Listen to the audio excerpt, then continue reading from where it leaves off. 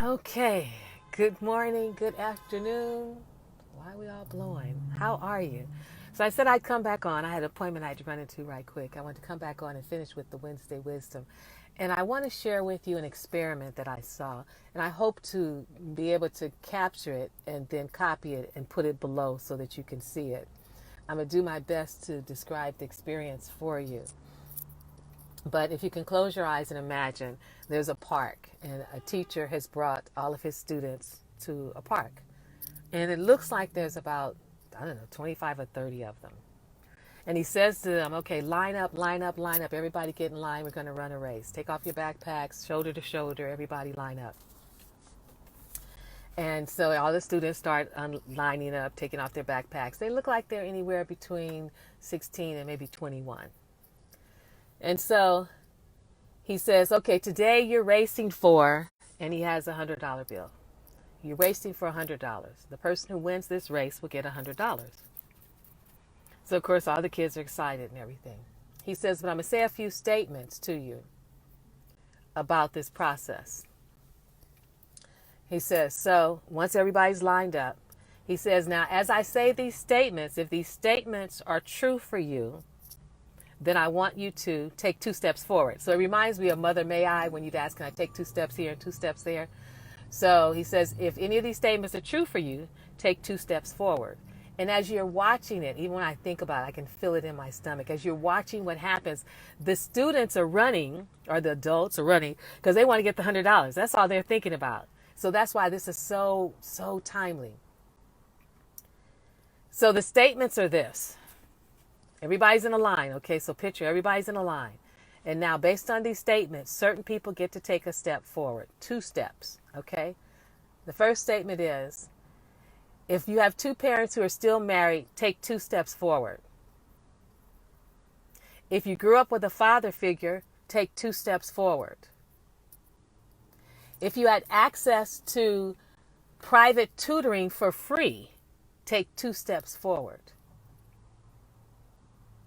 If you never worried about where your next meal would come from, take 2 steps forward. If you never worried about how you're going to help your parents pay for a bill, take 2 steps forward. If you've never had to worry about where your next meal is going to come from, take 2 steps forward. If these statements apply to you, take 2 steps forward. Then he says to all those who've taken these steps forward, they're all smiling, they know they're closer to get to the money. He says to them, to all the people in the front, turn around and look behind you. So they turn around. And of course, you can feel it in your stomach. You can just feel what's happening now. And he turns to them and he says, now, nobody's done anything wrong. He said, but we would be neglectful if we don't accept the fact it would be foolish not to recognize that you've been given opportunities. You've been given a head start. All of those who had moved forward and taken the 2 steps. He said, you've been given a head start. He said, in running this race of life, there's no excuse. No matter what, you still have to win. But it would be foolish for you to think. It would be foolish for you to think that you weren't given a head start or that you didn't have opportunity.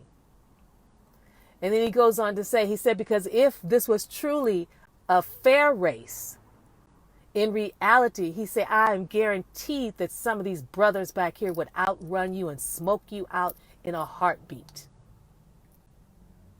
He said, but it's only because you have a head start that you're going to win. It's nothing that you've done. It's nothing that you've done. He said, and that's the way it's a game of life. He says, okay, everybody turn around. Then he says, on your mark. And I can feel it. I can feel what's going to come. He says, on your march, On your mark, get set, go. And everybody runs. Almost. I see this one black youth, he takes off so fast because there's a distance. And I'm like, okay, he could actually win it if he runs real, real fast because he's leaner, he's stronger. You can see he's built athletically. He could run. But the piece that got me when I looked at it was that there were so many of the students who were behind. All nationalities, but certainly the African American, the black students or adults that were behind, they didn't even try. They didn't even try. The realization that the race was stacked against them. I saw at least 10 students just still standing there. They never even tried. So to my white allies, brown allies, all of humanity that are allies for black citizens, what you have to realize in this example is that the deck has already been stacked. I think I said it before, America complains that black children don't have black fathers, but you've put all the black fathers in the prison. So that leaves the mothers to have to raise the children and work and do everything. You cannot continue to not recognize that opportunities have been given to you. And even though he started with 2 parents and not worrying about bills being paid and getting into school and having free tutoring, he started there. But he didn't start with the very fact that the color of the skin of most of those kids taking those steps was white. And while there's one African American, a black girl that you see, she's got on purple when you see the video, she's taken some of the steps. But then after that, she stops as well. So it's just simple exercises like that. I'm going to pull it off. I think I saw it on Facebook. I think it says Michael D. something. I'll pull it off and put it here for you to see. But it's true. You would be foolish not to recognize that you've been given opportunities, white America. You'd be foolish not to recognize that you've been given a head start. And it's nothing that you've done. It's just the reality of it. You have 2 parents in your home. So that's 2 incomes, potentially. Or one mom who's there taking care of everything and a father who's working. That's the foundational piece of it. So you have that. You grow up with a father figure. I already said all our men are in prison. And no, they don't deserve it. It's funny. Have you noticed marijuana is now legal? And do you know how many African American men are in prison for having sold marijuana? Have they let them go? I mean, America is a world of contradiction. So you never worried about your cell phone being cut off. You never had to help pay a bill. You never had to worry about where your next meal was going to come from. That's the reality of what a lot of people, your black citizens, are living with. And the notion that the television would say, oh, they don't work, they're shiftless, they're lazy, is not true. Those lazy, shiftless people built this country out of fear, out of loss, out of humiliation. Do you even know what white men did to black men in slavery? Just go through the computer and pull up certain things and read and be willing to immerse yourself in a deeper understanding. And I believe that's all we're saying is understand that you've been given a head start. And while this gentleman in his exercise didn't start with race, he started with all the different variables that impact life. The biggest one is race, because America has built itself on white race. White being right. You have people who bleach their skin because they want to be white, because white was right. Because what? It means that you have opportunity. It means that you have a leg up. And I believe that's what we're trying to say. So if this is the conversation, if this is the underlying understanding, where does that leave all the other black folks and everybody else that didn't take those steps forwards? That means they've got to work just as hard, if not harder, to still try and win that $100, to win the job, to win the degree, like I was talking about having to fight for my master's. We have to do it harder, longer, stronger, because America has set it up the way it is. So hopefully you can visualize that. Hopefully if you close your eyes, you remember the games we played as a kid. You could take Mama May I, you take another step, Mama May I. Was the same thing. Each one of those categories that he listed moves a person closer and closer to where it is that they want to go. And if us as people of color do not have those same privileges, if we do not have those same opportunities, if the society in which we live in is really taking that from us or making it harder for us to achieve it and attain it, then that means you've got a heads up. You've got a head start. That means you have opportunities that we of color do not have. Or we have to fight and fight and fight and fight for it. Like I said in the earlier post that I did a couple of days ago, I had to fight for my master's degree and fight for an entire year when two white women who were over the Cal State Sacramento School of Social Work were the two people who were deciding my future. And I just innocently got a D on one test that impacted my grade. And I got a D in a class. And I had an A average. That's what we're talking about, is opportunities, head starts. We're talking about, can we even the playing field some kind of way? Can we remove the issue of race and look at my humanity and what I bring to the table and the value I bring and what I have to offer? And not only me, but each and every one of us. Each of us have value. God created us for a reason. There's no mistake. And it just fathoms me that white America would think that there is. But that was the exercise that he reminded me of Jane Elliott, because it made it so clear for young people. It didn't change anything. The folks at the back still had to run harder, run faster, and potentially may have gotten to that $100. It's just opening it up for you to see maybe how it may be harder and difficult and tiring and pressure that's being put on the black citizens. Because if you look at it over the time, it's primarily been that. Who's fussing about the immigrants? The Native Americans. They have their reservations. They can make money. Latinos, they can do their living. They're in our farms. They're picking our food for us. There are housekeepers. There are nannies. So a way has been made for everyone on this planet except for the very people, ancestors who built this country. A way's been made for everyone except for black folks. So hopefully that gives you some insight. I'm going to do my best when I get home and get on my computer to see if I can find the actual exercise that he takes them through so you can see it on your own and not have to try and visualize it. But that's really what this is all about, is the opportunities and the head starts. And long as the police have their foot on our neck, as they've had it all this time, whatever opportunities there are and whatever possibilities to get ahead that there are, we can't even take advantage of them because we're suffocating under the pressure of what it means to just live in this country, having to manage. We always say we're managing our blackness, but what we're really having to do is manage your reaction to our blackness. That's what we're managing.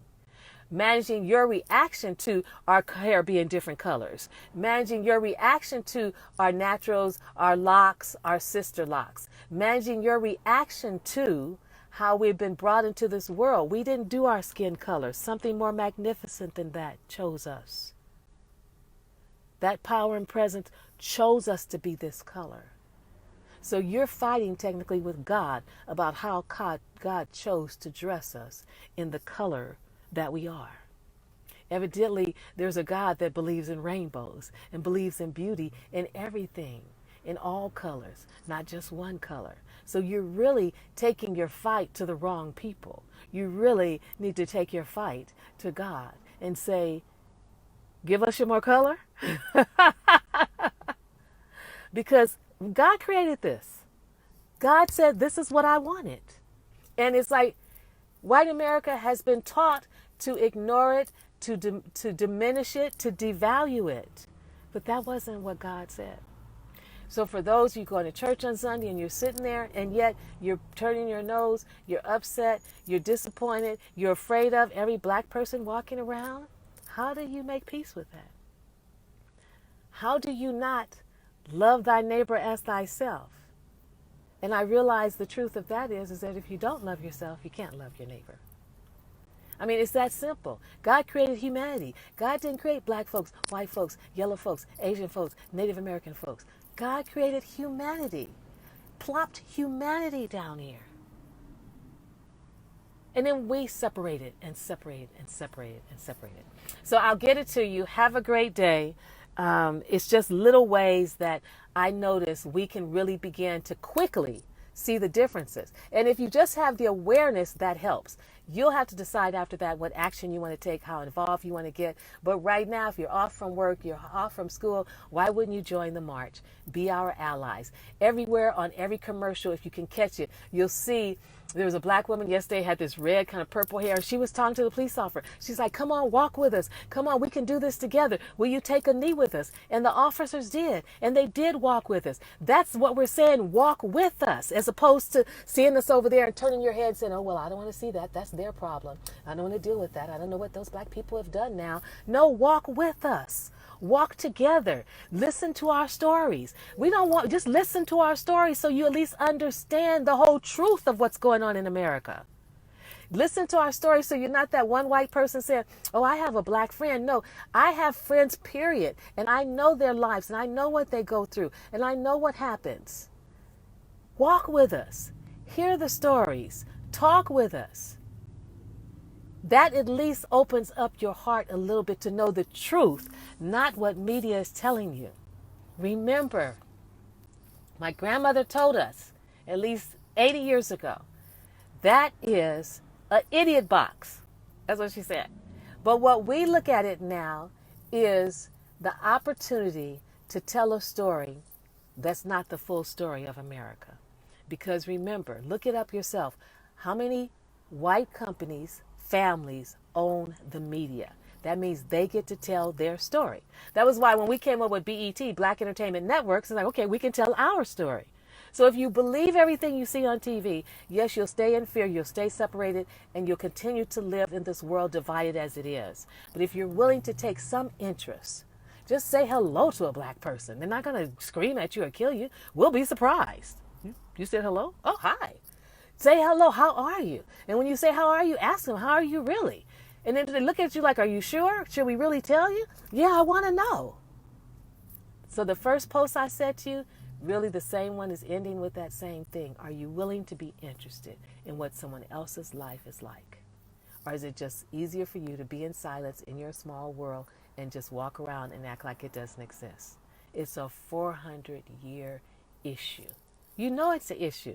America has paid, you've heard me say this, has paid reparations to everybody else but black folks. They've given technically the 40 acres and a mule that we said we were going to get. They've given everything to everybody else but black folks. Why is that? What is America's thing about black folks? Go look that up to my white counterparts and white allies. What is America's thing about black folks if it isn't the issue of slavery? So that's it for now. I'm going to get back on the road. I don't think, I'm not in Beverly Hills. Oh, good. It's 11 o'clock. I know somebody has a curfew on this side of town at 1 o'clock. I'm going back to that side of town. But you look for it. If I can pull it off of Facebook and get through that from Messenger and get it to you, I will get it here for you to see it. Or if it's a YouTube video, I'll get it here for you to see it. It is so powerful. You can show it to your kids. You can show it to your grandparents. You can show it to anyone, and they will at least have a different understanding of what it is we're talking about when we're saying you got a head start and you get opportunities. And that was what affirmative action was about, was giving us opportunities. And what did white America say? No, that's not right. That's not right. It's like anything it seems like that might give us a leg up because we know we're down. America, no, you can't give them that. But that's because I realize you don't know how down you have been, how long your knee has been on your black citizens. So I appreciate you. I'm excited and hopeful for the allies that show up. I see the LGBTQ community, at least here in California, has stepped up to the march. Ministers are stepping up. I would want that while we're off, there should be 70 and 80 and 90 and 100,000 people marching to say we are not going to be a military country. We are going to be the country that we say we're going to be. And here's the other thing. Transformation is not easy and it does hurt. Let me just say that. Pulling back the scab, pulling back the curtain to see the truth, to look at it, to see that you've contributed to it, possibly unconsciously, doesn't feel good. But you know what? Every time I've cut myself, there's a power and a presence inside of me and inside of you that heals it. And if we're willing to walk the walk, there's a power and a presence inside of each of us that will heal us and heal our hearts if we're willing to do the work. Have a great day. Take good care. Be safe out there. Get in on those curfews. They're serious about those curfews on the East Coast. Stop playing with those curfews. Get in and come back out. You guys going to march until the other officers have been criminally filed against and put in prison. And then after that, you're going to keep marching, because you're going to have to keep marching, and you're going to have to keep marching. Take good care. Be safe. Bye for now.